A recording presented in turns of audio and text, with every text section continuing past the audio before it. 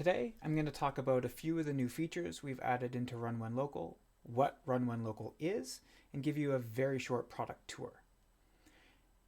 What is it? It's a dynamic troubleshooting cheat sheet that scans my cluster, goes to an open source repository of troubleshooting commands, combines the two together, and gives me something that I can copy and paste in my environment.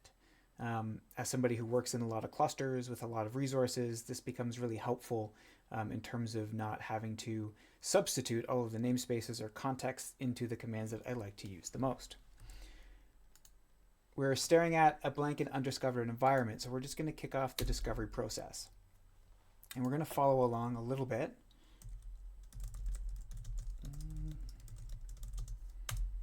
To sort of see what's happening while we're going through the discovery process.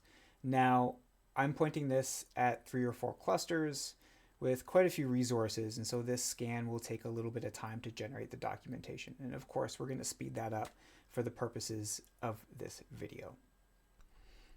With the discovery complete, we can now be presented with a main homepage with a nice big search bar if we kind of know the resources we want to troubleshoot or navigate towards. It also gives us a good summary of how many commands we've generated, how many clusters we scanned, how many namespaces we poured through, as well as how many public community authors contributed to the commands that were inside of here. Also on this main homepage, we can just navigate directly to the discovered commands, learn about the tool, or we can go ahead and actually engage with the community as well and share a command that we'd like to see in this troubleshooting sort of cheat sheet, or join our authors program, or so on. So let's go ahead and explore the discovered commands. Let's just say we want to troubleshoot something in our GitLab environment. In this page now, we have a bit of the social details around the commands, where they came from. So the GitHub user that wrote the commands, how many commands are actually involved in this page that are related to checking our namespace health, when they were last updated, as well as links to the public source code. The private configuration, this is never shared outside of the container, but is used to help customize or personalize the troubleshooting commands, as well as a link to join in community discussions to discuss whether the command is helpful, not helpful, if we want to see additions, that sort of thing. As we navigate down the list a little bit, we can take a look at each and every command, and we can actually copy it to the clipboard for use, or we can also expand the description. This is a generalized description. It does not include any of our namespace information or context details, but it does tell us what the command can do.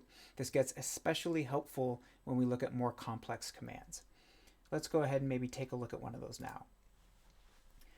We always know that storage is sometimes a bit of a problem, and if we were to take a command like this, we're actually trying to fetch which PVCs are mounted where inside which container and how much storage is actually consumed on them.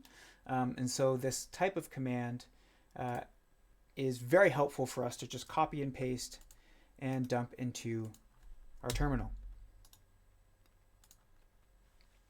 Here we can see where the PVC is mounted and how much storage is used. Just gives us a nice quick glance to see if maybe storage is a problem or not. Or let's say we wanted to jump around to check out something like our Helm releases. And let's say we just want to see the Helm release versions. Again, just copy and paste. We can see that our last applied revision is the same as the last attempted. That's great. So we don't think that there's a conflict with, let's say, the Helm revision there as well. That is a tour of all of the new UI features, the additional links, and the context behind each one of the troubleshooting commands. As you can see, there is a lot of commands that might exist in here, and so you might be tempted at some point just to jump into the right corner